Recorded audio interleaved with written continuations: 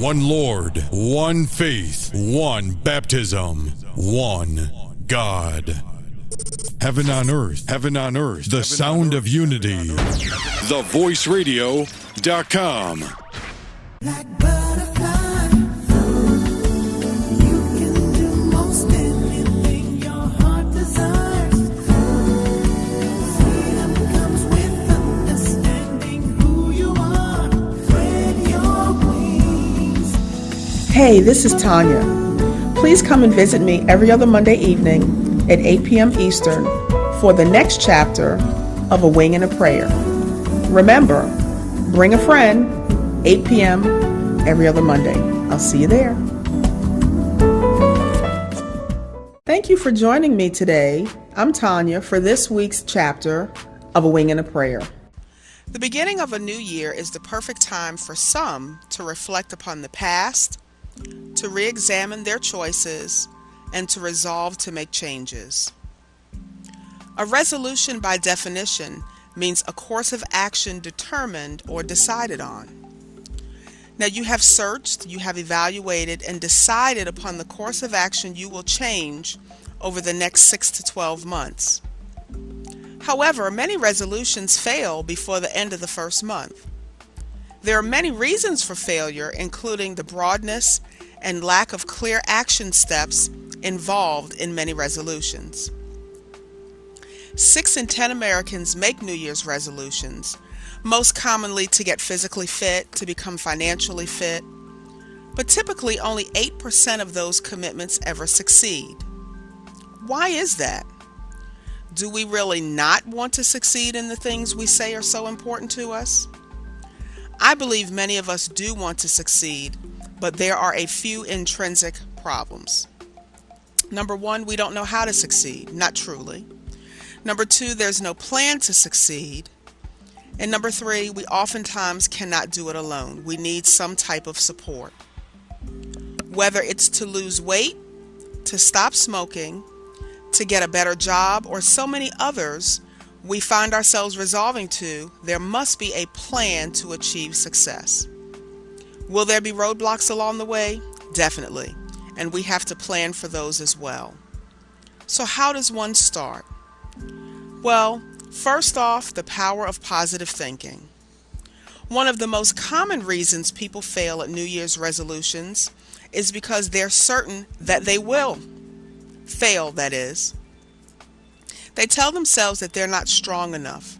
They convince themselves that they really can't do it anyway. They're not disciplined enough to stick with it. Or they won't be able to sustain such a life-changing situation. And once you have convinced yourself that you can't do something, you can't. Remember, anything the mind can believe, it will achieve, even failures. If you think, for example, I've been a smoker for all these years, I'm never going to be able to quit, or I've always been 10 pounds overweight and always will be, you're allowing those negative thoughts to drive your decisions and thus drive your life. Start saying and thinking positive thoughts. Start replacing those many negative thoughts with thoughts about what you can do. Now, you may not be able to put down the cigarettes completely on day 1, but certainly by the end of week 1 or 2, you should see a significant decrease in the number you're smoking. You won't lose 10 pounds immediately, but today you can eat less and move more. Or today, you can make sure that you spend a little less to have more to pay down those debts if you want to become financially fit. Tell yourself the same thing tomorrow and the tomorrows to come. If you manage to stick with the program for 3 weeks, you will start to see results and, more importantly, build new habits. Habits drive our lives. It generally takes 21 days to change your habits. It starts with changing thoughts, which lead to developing new habits. It's the 21 days in between that really kill you. Recognize that it's the perceived vast stretch of time ahead that often makes people so discouraged that they give up. Don't tell yourself that you're going to exercise for the rest of your life. We know that it's only going to be for a small amount of time, but we might think, oh, I'll never be able to eat another piece of chocolate cake again. That's really not the case. Sometimes you may need to focus not so much on the end result from the beginning, but the tasks specifically that will ultimately get you to your end result. Now, each of us is motivated differently, but instead of focusing on the goal, let's focus on the habit. For example, say I'm going to exercise for 21 days. I'm going to start with this week and just set up an exercise program just for this week. If you make it through that first 21 days, it becomes a habit, and you'll start to do it because it's a habit, but more importantly because now you like what you're doing. Set a clear, single goal. Instead of naming your challenge, I'm going to lose 10 pounds, name your challenge, I'm going to the gym 5 days a week, or I'm going to exercise every day for at least 5 minutes, or whatever you think you can truly succeed at. The issue with resolving to lose 10 pounds is that you cannot fully control that. So when you don't see immediate results, you may lose the motivation to keep at it. However, exercising every day for 5 minutes, you definitely have control over that. And if you stick to it, you will ultimately reach the goal of losing 10 pounds. That's so easy to do. One thing at a time. Limit yourself to one big resolution at a time. If you're trying to quit smoking or save money, don't bother counting how many calories you consume or burn up. One thing at a time. Don't try to quit smoking and to lose 10 pounds at the same time. One thing's really going to cancel out the other because it's going to be too difficult. With a finite supply of willpower, it's tough enough to keep one resolution, never mind 2 or 3. Typically, by the end of January, 36% of people have broken their resolutions. After that, the failures happen a bit more slowly. Half of folks are still keeping their resolutions and they're on track into March, and by July the success rate is around 44%. Less than half, but still very impressive that folks, are still on the treadmill, so to speak. Contrary to widespread popular opinion, a considerable proportion of New Year resolvers do succeed. You're 10 times more likely to change by making a New Year's resolution compared to non-resolvers with the identical goals and comparable motivation to change. That's very interesting because I myself don't typically do resolutions because I always figure, well, it's not going to work anyway. However, this really gives me edict to go forward and to set forth some little things that perhaps I'd like to change this year, knowing that I'm 10 times more likely to be successful by setting the goal than by not. Another thing you can do is to pre-commit. Besides the simple things you do for yourself, such as planning meals in advance or keeping junk food out of the kitchen, if you're onto the weight loss resolution, or scheduling workouts with friends, maybe going to the store without your credit card if saving money or shopping is something that you want to cut down on. You can further bind yourself by emailing your goals to friends or posting it on Facebook. They say when friends share in your successes, then they help you along because they give you positive encouragement. Even if this week, let's say you didn't lose the 1 pound that you thought you should by virtue of your specific goal to lose maybe 10 pounds in 6 weeks, your friends will prod you on and they'll tell you, hey, atta girl, you're doing a great job. Keep up what you're doing. And oftentimes we need to have that support because otherwise we will not continue along the lines of doing what needs to be done because we feel like we have not been successful. Get serious with what you're doing. Like most changes, they're easier said than done. But there's a method to the madness of getting through those first 21 days. You must be determined, you must distract when needed, and delay if possible. Well, here's what I mean. You've already made your New Year's resolution. You've already worked through, evaluated, come up with the things that you want to change. So the determined part is pretty much taken care of. You've given it a lot of thought over what you want to change over the next few months. And the start of this new year is the time you've chosen to begin. Now, write down the specific goal, like we mentioned earlier, either to lose 10 pounds in 30 days or 45 days, or to exercise at the gym 5 days a week. Make it real and hold yourself accountable to what you've determined you want to do. Very critical. After that, it's a matter of distracting or delaying the bad behavior that has kept you from achieving that goal in the past. So think about it. Perhaps your downfall has been high-calorie lunches, or even better still, the cupcake shop or the pastry lady around the corner. Distract yourself with an activity that will take you away from those types of temptations. Perhaps instead of eating lunch out with colleagues, use your lunch hour to run errands or to take a walk. If it's the pastries or the sweets that are the issue, and if you have a friend like I do that owns a cupcake shop, then decrease the number of times you visit, because you'll definitely want to buy whenever you go. Or if you're in the grocery store and going through the bakery section seems to just call your name every time, then take a different route and go the opposite way instead of going the way that has become so familiar. So distract yourself.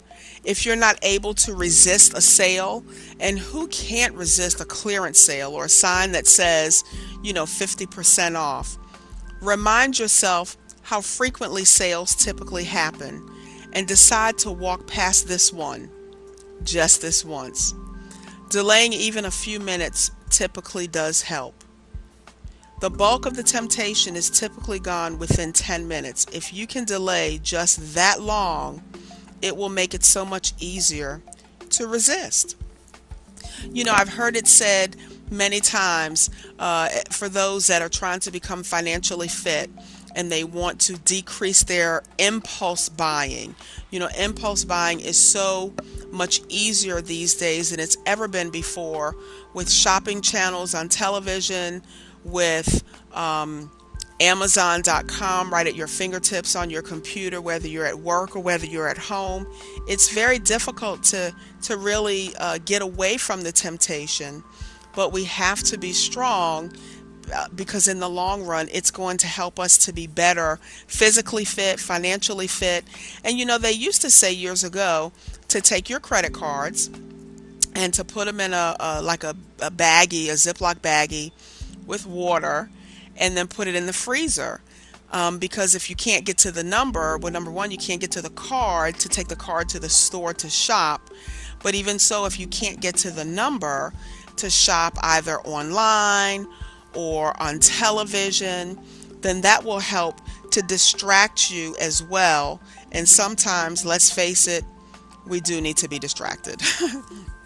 At least I do. Years ago, I remember I had memorized all of my credit card numbers, so that wouldn't have helped me, but I haven't, it's been a long time since that's happened, so freezing them would probably work for me.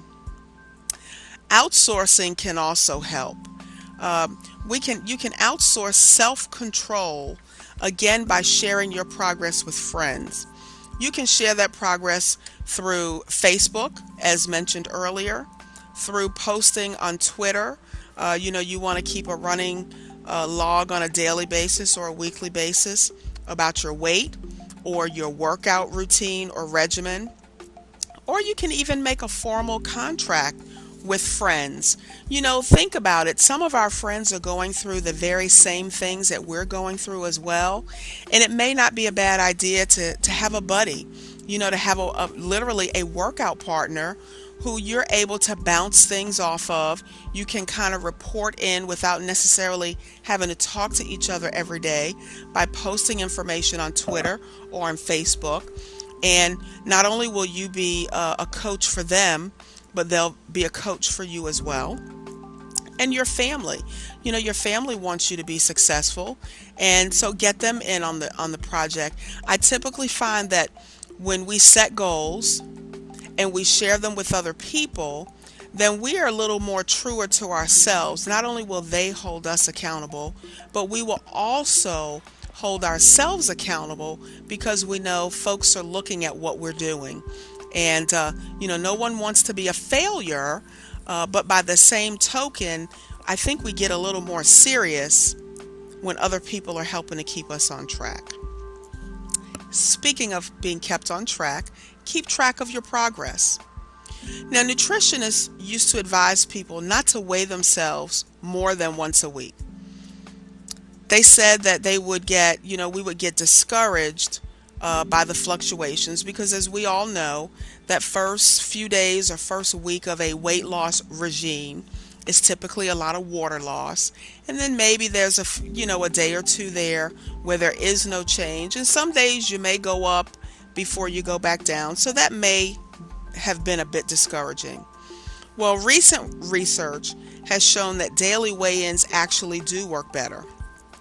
Self-monitoring is truly vital to any kind of resolution, and there are lots of new tools that'll help do that grunt work. You don't actually have to write things with pen and paper like we did in the days of years gone by. Technology has made it far easier to track your progress. Now, regardless of whether you're trying to lose weight or whether you're attempting to spend less money or to save more, there are all kinds of tracking devices, electronic tracking devices that you can search on Google. Find a tracker, download it either to your phone, your computer, your tablet, whatever, and start logging everything that you eat or purchase or save. One app in particular that works on both Android and the Apple platforms is called Lift, L-I-F-T. It's very easy. It gives you a lot of points to ponder, and even reward situation there. So Lift, L-I-F-T, that's just one. There are scales out there, weighing scales, that will log your weight on the computer and even notify friends if you want. Now, I don't want to see my weight. I certainly don't want to really share it with anybody else. However, if you're secure enough that you want to notify your friends that are in this challenge with you, perhaps, then that's a good one. There are also gizmos like armbands and clips that can estimate how many calories you've burned by keeping track of your movements all day long.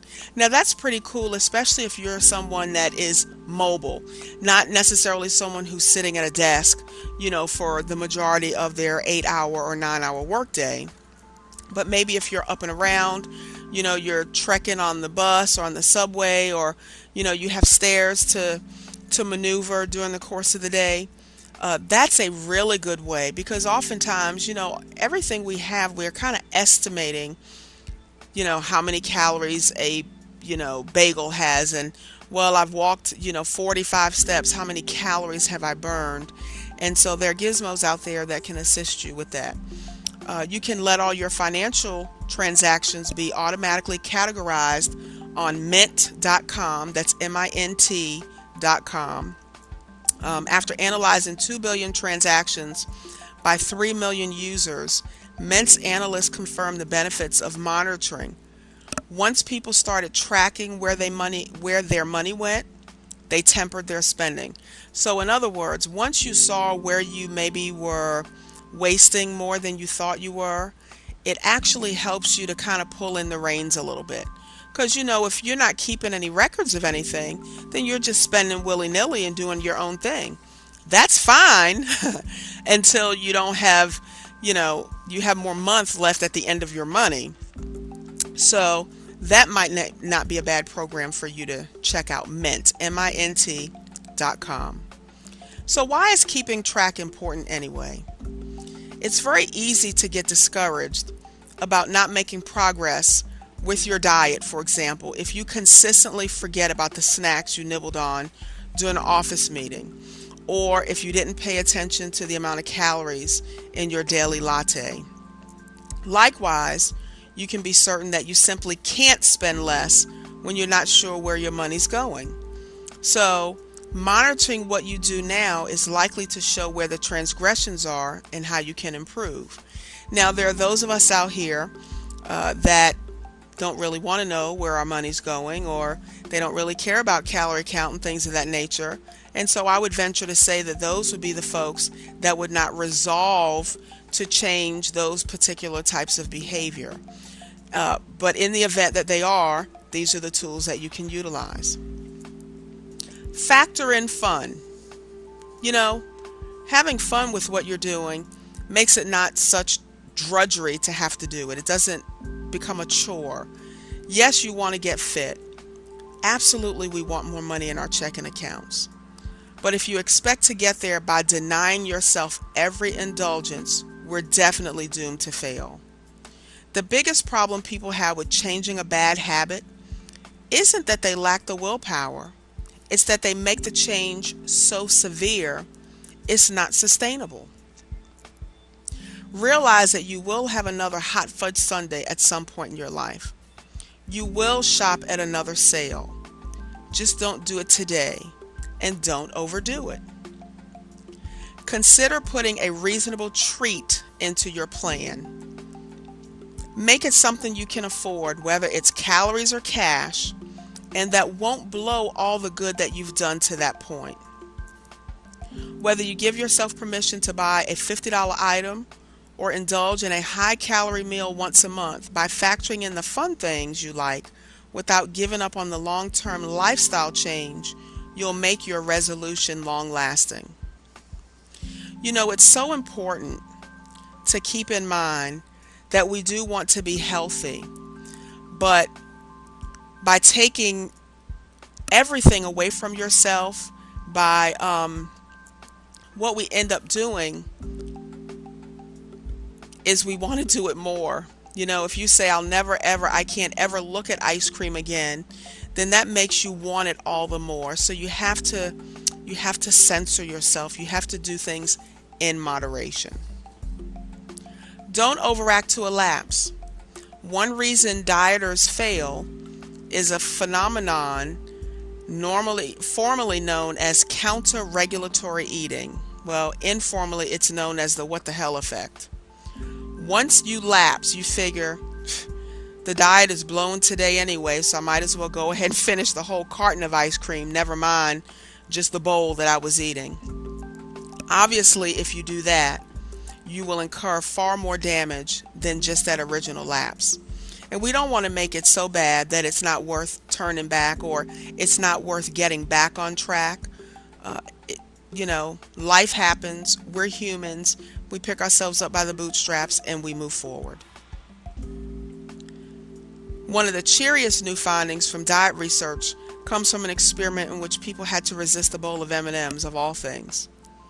The ones who told themselves they could have the candy later had a much easier time than the ones who swore off M&Ms permanently. So when the dessert cart arrives, for example, promise yourself that you'll sample each of the treats, but just not tonight. And so it ties in with the lapse. You know, when we know that we can have something, but maybe just not right now, we're distracting ourselves. We're delaying the gratification. We know that at the end of losing the 10 pounds, or at the end of saving the $100, or whatever the particular goal is, that we will reward ourselves. We just have to make sure that the reward isn't so lavish that it truly does undo everything that we've done. Reward yourself. If you use willpower only to deny yourself pleasures, it becomes a grim, thankless form of defense. But when you use it to gain something, you can wring pleasure even out of the dreariest tasks. Young people who seem hopelessly undisciplined in school or on the job will concentrate for hour after hour on video games because there's a steady series of prizes. That's the feeling to aim for in the real world. Interestingly enough, with my son, he will sit, or even with my husband sometimes, he'll sit and play, a particular game on the phone or on the computer for the longest while. And to me, it seems like it makes no sense. But it's the reward of getting to the next level. See, that doesn't appeal to me at all. Getting to the next level that keeps them going for hours and hours ad nauseum, if you ask me. If you quit smoking, earmark some of the savings for maybe an expensive meal out. If smoking is where your concern is and you're not buying X number of packs of cigarettes a week, you are going to save a significant amount of money. If your waistline shrinks, splurge on new clothes. Well, you'll need to anyway because you won't be able to wear the old things for much longer if your weight loss was significant.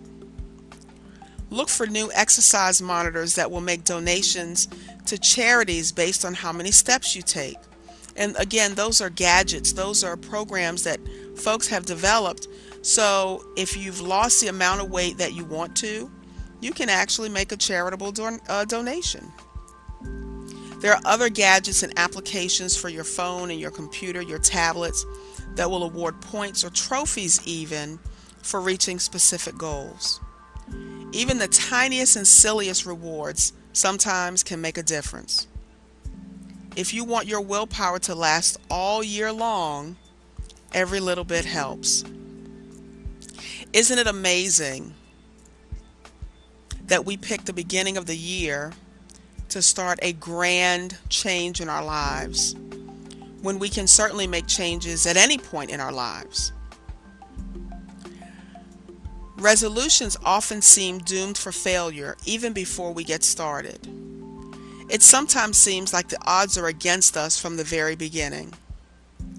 So the question might be, well, why even start, right? I've been 10 pounds overweight for all this time, or I've been smoking for 40 years, so what, my lungs are shot. Why don't I just continue what I'm doing? So why even start, right? Wrong. Even if you have to change your focus a little bit along the way, it's certainly much better to get started than not. We oftentimes start again with that large goal in mind, losing 10 pounds or losing 20 pounds or losing 50 pounds, when it may be a little easier again to say, I'm going to go to the gym even 3 times a week. If you've not been to the gym in a long time, 3 times a week is better than 0 times a week. Sometimes the most difficult thing about any project is getting started. Sitting back, taking stock of who you are and whose you are and where you are with what you have is a daunting task. And so at the end of the year, when we've worked such a long year, we've gotten through the holiday period, and now it's time to revitalize, refresh, and renew, we want to start something new. So the most difficult thing about your resolution is getting started. You've made the decision. Once you make that first step, once you have that first lighter calorie meal, or once you put those cigarettes away, the rest doesn't seem so difficult. We all need to make changes from time to time, and we can make changes at the beginning of a month, at the beginning of a week, or at the beginning of tomorrow, the next day. But the new year seems to be the time that we select the most to make resolutions. Remember, making that first step is the hardest part, but once you've done it, it's all uphill from there. Thank you so much for joining me for today's chapter of A Wing and a Prayer. Please email me with your resolutions and how you're doing along the way at Tonya@thevoiceradio.com. That's Tonya at thevoiceradio.com. Until next time, you have a wonderful new year. Thanks now. I appreciate you spending time with me today. Remember to come back and visit me next Monday evening at 8 p.m. Eastern for the next chapter of A Wing and a Prayer. Now, I can be reached at Tonya, Tonya, at thevoiceradio.com. I'm also on Facebook, and that's Growing Dreamz. That's DREAMZ. And my blog is growingdreamz.com. Remember the Z, not an S. Thanks so much. I'll talk with you soon.